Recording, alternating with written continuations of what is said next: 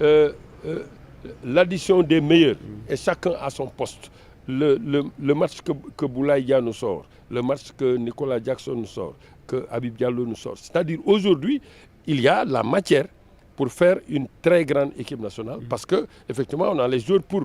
Si tu es le meilleur entraîneur du monde et que au niveau de l'exécution tu n'as pas l'élément qu'il faut, mais c'est sûr et certain que tu passes à côté. mais su ñëwee sur prestation individuelle yi ñu gis Formose Mendy moo doon dépanner sur le côté droit. naka nga gisee prestation. Je n'ai pas été satisfait parce que en fait tout le projet porté par les deux arrêts latéraux, les excentrés, d'abord dans le timing de ses appels et à chaque fois qu'on a pu le sortir, il n'a pas donné une seule bonne balle.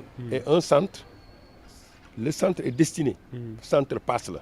bu ñu travaillé ba nga génn ba pare da ngay xool kenn nga jox ko bal bi. Effectivement da ngay tànn.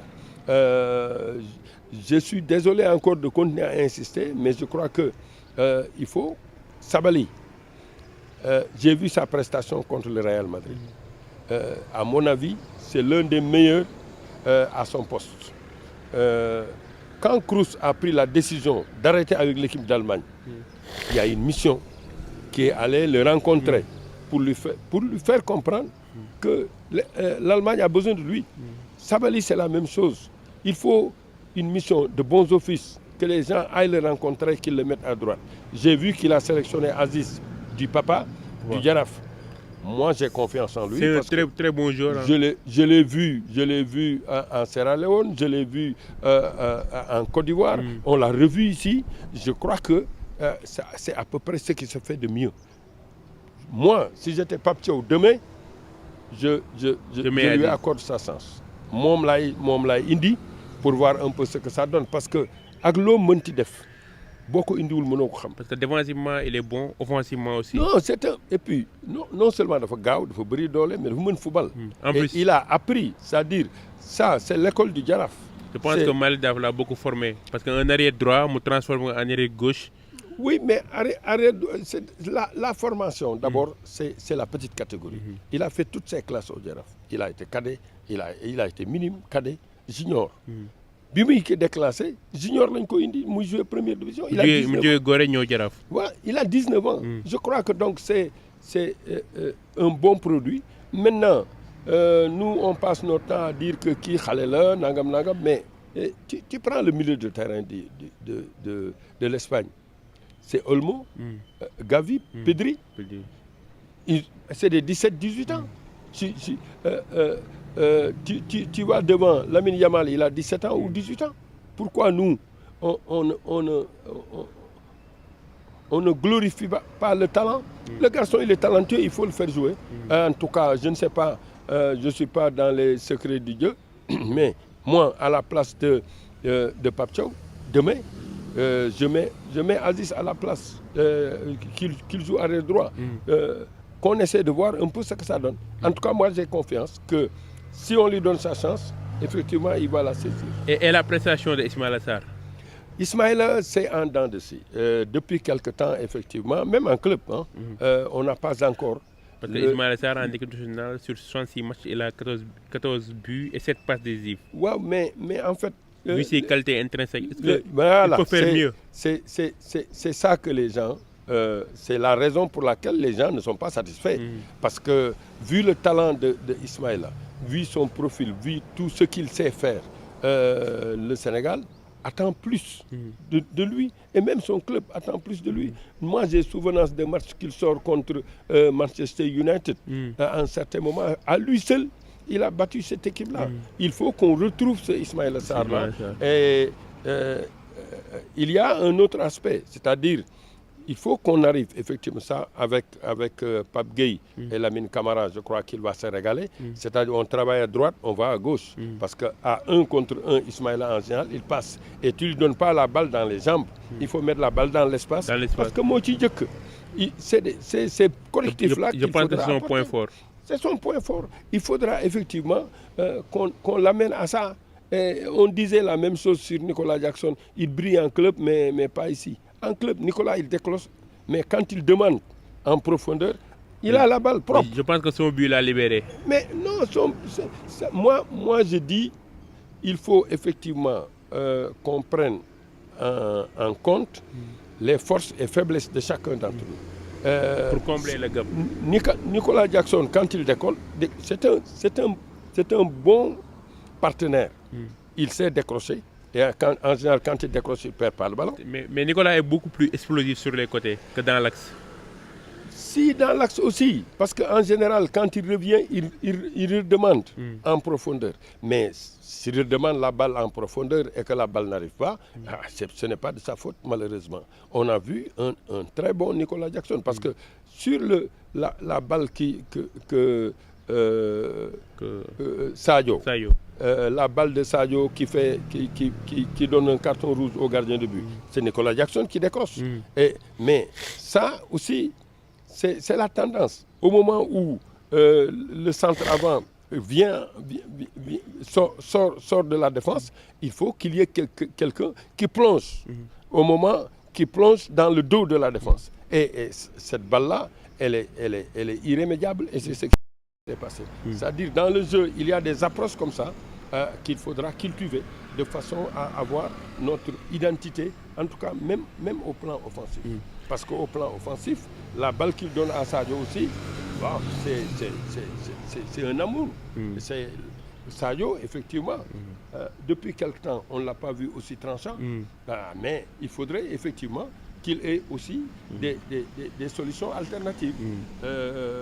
Si Ismaël retrouve sa forme, n'oublions pas qu'à un certain moment, il a joué Boulaye et Nicolas Jackson, et on a vu ce que ça a donné.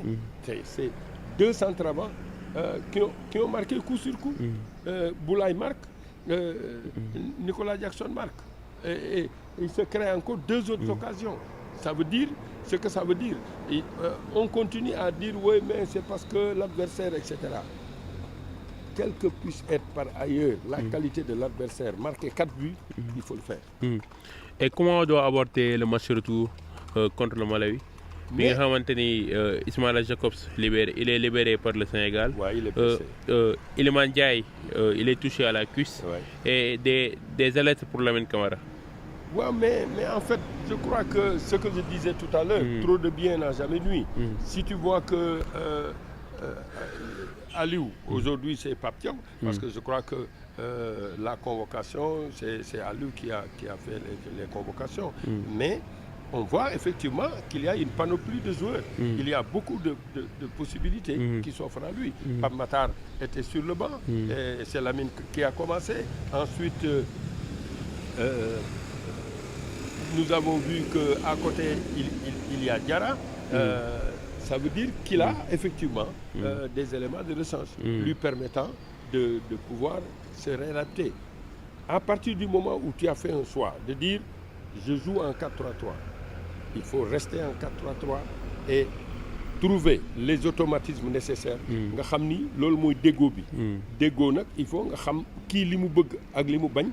man it nga xam li ma bëgg ak li ma bañ. loolu mooy permettre moom li mu bëgg ma koy defal. li mu bañ may fexe ba mu bañ a ñëw ci moom. Suba looloo tax ma doon insister ci Aziz. Je crois qu'il a la chance de pouvoir regarder ce garçon. Et c'est un signal fort aussi envoyé au football local. Parce que ce qui se passe, c'est que on passe tout notre temps à décrier le football local. Alors que le seul problème du football local, c'est que, bon... manque de motivation.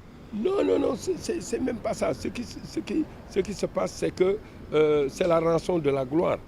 Au contraire, nous avons de bons formateurs qui sont mis dans de très très bonnes conditions et ça permet effectivement de sortir des bons produits. Malheureusement, à chaque fin de saison, les meilleurs se trouvent en général au niveau des clubs qui gagnent.